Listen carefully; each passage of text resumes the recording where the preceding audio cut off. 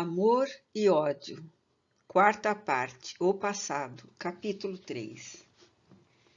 Efetivamente, Adélia de Molino, que desde algum tempo se voltara fervorosa para a regeneradora ideia de Deus, nesta noite dramática sentiu inconciliável horror pela situação que vivia, e tomando resolução irrevogável, confiou-se à proteção das monjas de Santa Maria Madalena, para um serviço de expiação em regra.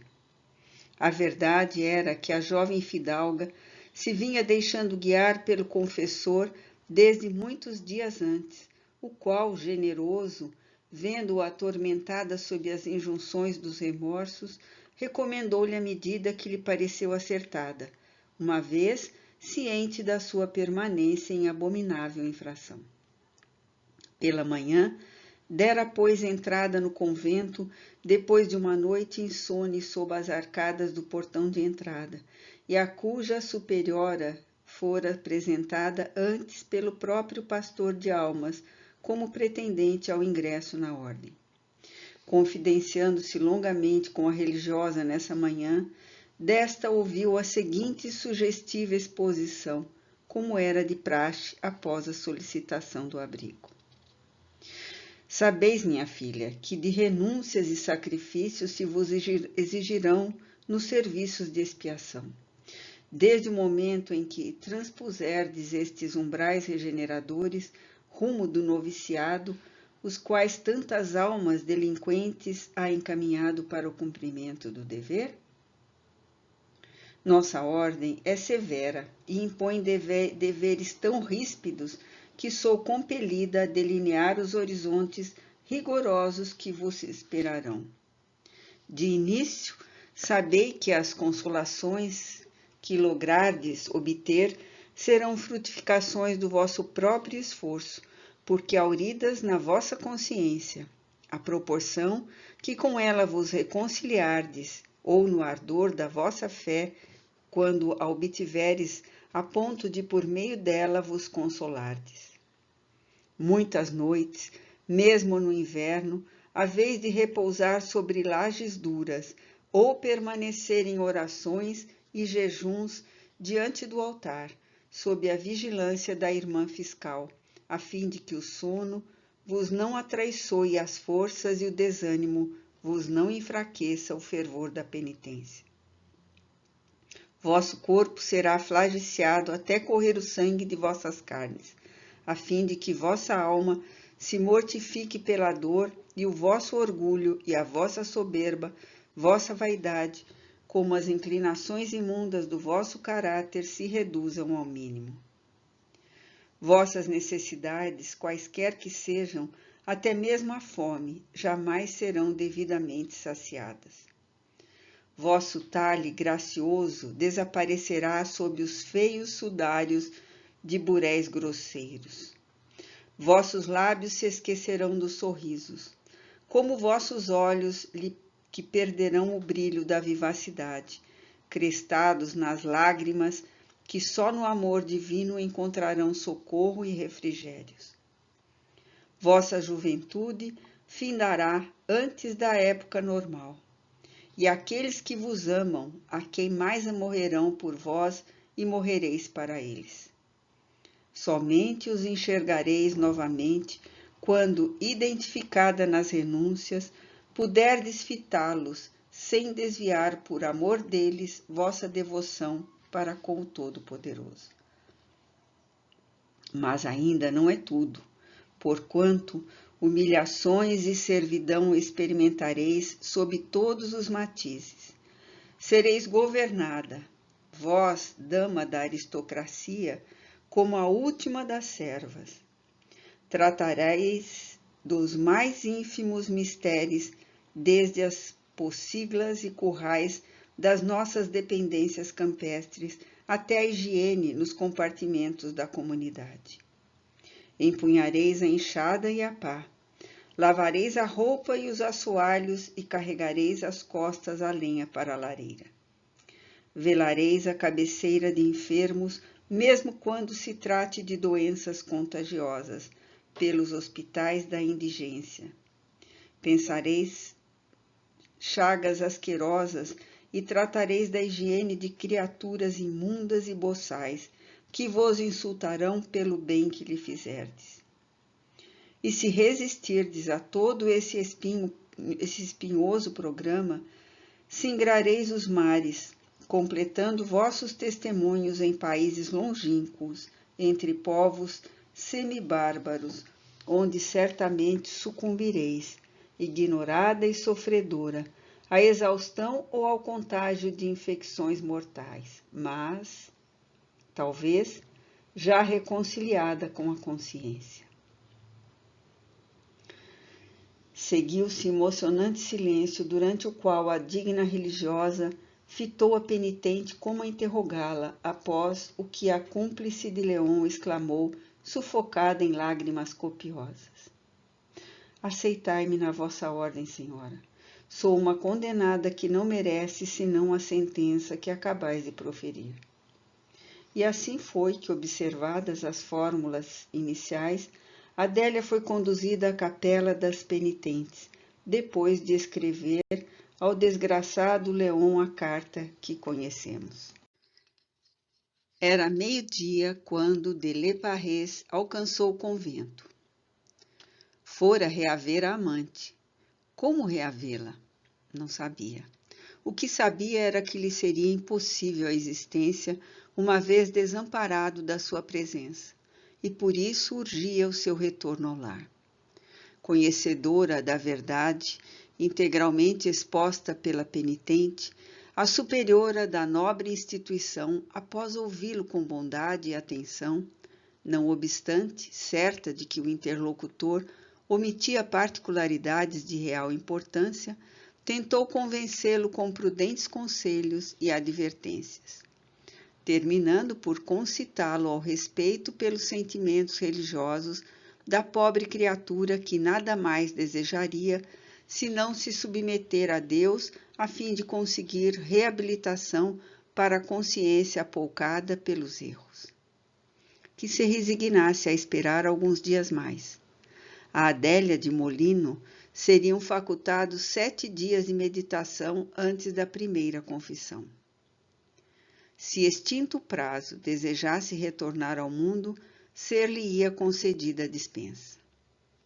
O desvairado amigo de Guido de Vicêncio, porém, cujo coração se estorcia com angústias irremediáveis, depressoras, não se convencia a tão sensatas ponderações. Arrebatou-se, blasfemou, ameaçou, transportado a crises impressionantes de alucinação e desesperança, deixava-se vencer por dramático descontrole consciencial e caía em pranto convulsivo, narrando os erros praticados como a truculência dos remorsos que o abatiam.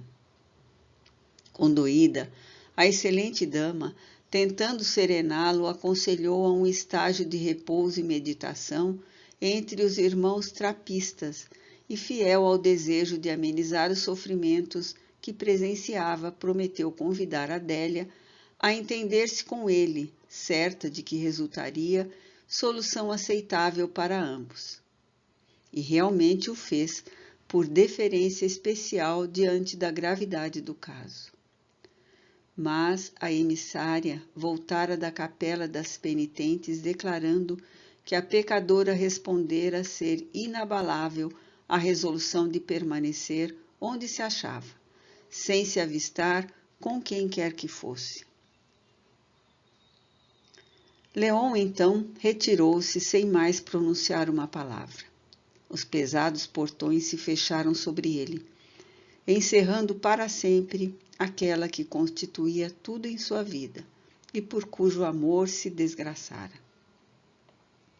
Sentou-se em um degrau da escadaria, entregando-se a supremo desconforto íntimo, a irremediável desânimo. A noite desceu triste, fria, com seu cortejo de impressões dominantes, encontrando-o na mesma dolorida posição. Marta viera tentando confortá-lo, suplicando-lhe retornasse à casa a fim de refazer-se, pois não se alimentara em todo o dia. Mas ele concitou-a baixinho, a que se retirasse antes que fosse estrangulada. De súbito, levantou-se e, qual autômato, afastou-se lentamente, sem se voltar para uma derradeira despedida às velhas muralhas. Dir-se-ia a própria dor cristalizada, a figura impressionante do irreparável. O silêncio continuou em torno do convento, monótono, inalterável, desolador. Mas da capela das penitentes, onde Adélia chorava convulsivamente, parecia distinguir-se as lentas e pesadas passadas do infeliz que se afastava, sucumbido sob o terrível castigo consequente dos próprios erros. O jovem Delesparres chegou a um herbanário cujo proprietário conhecia. Servindo-se de sinistra serenidade, o amante de Adélia exclamou com inflexões que aterrorizaram um modesto droguista: "Velho, dá-me um tóxico violento que mate sem delongas nem remissão." O herbário, um egípcio dado a conhecimentos medicinais e psíquicos, tremeu interiormente. Contemplou firmemente o singular visitante e compreendeu que o desgraçado se encontrava comprometido por uma entidade vingadora do plano invisível. Tratava-se esta de um jovem trajado à florentina, com um punhal cravado na garganta, de onde o sangue se despejava em hemorragias espumantes, e cujas feições ressumbravam dor, ódio, desespero. E compreendeu que entre aquele homem desalinhado, petrificado pelo sofrimento, que lhe pedia um tóxico, e a alma torturada do invisível, feria-se um desesperador duelo em que certamente sucumbiria o homem. Sobressaltado, respondeu o logista conciliativo: "Senhor, não disponho de tóxicos, são simples ervas e essências medicinais." "Mentes!" bradou colérico o alucinado fidalgo. "Acolá no laboratório oculto, num velho armário, na última prateleira à esquerda, há um frasco de louça branca, e dentro dele bela quantidade de certo licor mortífero, violento, oriundo de tua pátria." Disse-o, e num salto brusco, impossível ao pobre droguista de evitar, galgou o limite que separava a loja do exterior. Dirigindo-se rápido e firme ao armário citado, enquanto perplexo o egípcio observando-o, sob positiva influenciação do desesperado fantasma que o acompanhava, ensaiou ligeiro uma tentativa a fim de detê-lo. Mas, sem que ensejasse tempo suficiente para ser socorrido, o irmão de Charles retirou resoluto o frasco de louça do seu esconderijo, destapou-o com gesto enraivecido e sorveu sem indecisão seu conteúdo. No auge da aflição e do assombro, o velho químico correu para a rua a gritar por socorro.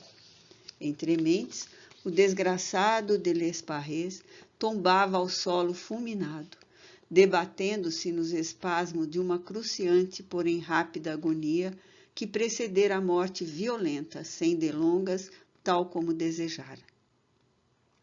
Aos brados do velho egípcio que necessitava testemunhar a própria inculpabilidade naquele acontecimento brutal, surpreendentemente que tivera por palco a sua casa, ocorreram vizinhos assustados e curiosos. Um transeunte que ia e vinha, enigmático pelas proximidades do herbário, parecendo haver seguido ao encalço do infeliz Leon, desde a retirada do convento da Madalena, entrou sem constrangimento, postando-se junto do corpo ainda quente do suicida, que acabava de expirar e jazia estirado sobre as lajes do chão, pondo-se a contemplá-lo. Sua fronte carregada, suas feições endurecidas, seus olhos frios como velados por inauditos desgostos, não se alteraram em presença do pungente quadro. Dir-se-ia um fidalgo florentino, e era com efeito Urbino de Vicêncio, que, fiel à perseguição, encetada contra os algozes de seu filho, não perdera um só dos dramáticos pormenores que infelicitavam a existência de ambos. louvando-se em satânica alegria a cada nova desgraça que os destroçava, enquanto contribuía ele próprio para cercar a pequena probabilidade que tinham de viver tranquilos. Intrigado, diante da incomum impassibilidade, um assistente interrogava o humilde, enquanto o dono da casa tratava-se de se entender com a ronda que se aproximava. Sois porventura um amigo desse infeliz jovem, meu fidalgo, pois que se trata também de um aristocrata? Ao que o senhor Urbino retorquiu abruptamente, fitando-o com odienta expressão. Não, bom homem, sou seu inimigo mortal, e aqui me encontro para amaldiçoá-lo na morte. A cabeça loura de Delesparres pendia para o local onde se postara o seu inimigo. Urbino de Vicêncio, proferida a imprecação blasfema, aproximou-se do cadáver, cuspindo-lhe no rosto, e com a ponta da bota tocou-a rudemente repetidas vezes, ferindo-a para que tomasse posição normal. Fê-lo e saiu enigmático, odioso, sofredor, causando repulsa aos demais visitantes que o seguiram com expressivo olhar. Uma pobre mulher, banhada em lágrimas, entrou em seguida. Era Marta, que viera reclamar o cadáver do seu querido menino. E na sua irremediável desgraça, o infortunado conde de Lesparres ainda logrou obter lágrimas sinceras e piedosas orações que acalentassem sua alma e orvalhassem sua sepultura.